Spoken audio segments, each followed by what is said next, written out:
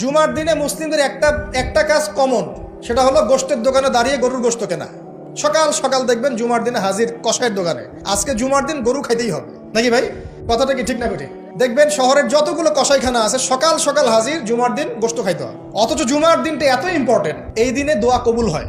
যে কোনো দোয়া আল্লাহর কাছে চাবেন কবুল হবে। এই দিনে সূরা কাহাফ পড়তে হয়, এই দিনে তাড়াতাড়ি মসজিদে আসতে হয়, গোসল করে সুগন্ধি মেখে সুন্দর কাপড় পরে ইমামের কাছাকাছি এসে বসতে হয়। তাহলে প্রত্যেক কদমে 1 বছরের রোজা, 1 বছরের তাহাজ্জুদের নেকি হয়। তো জুমার দিন খুবই ইম্পর্টেন্ট। দেখবেন জুমার দিনে কি করে, গরুর গোশত খাবে, খাওয়াই লাগবে। মুরগি খাওয়া তো যাবেই না, সবজি খাওয়া যাবেই না, ঠিক আছে?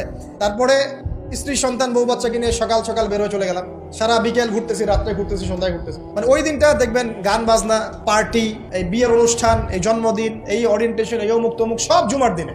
অথচ জুমার দিনটাকে আল্লাহ পাক দিয়েছেন ওয়া শাহিদ, সাক্ষ্যদাতা। মানে জুমার দিন আপনাকে সাক্ষী দিবে আপনি এই দিন কি করেছেন। জুমার দিনের কাজগুলো পড়ে নেবেন বই থেকে।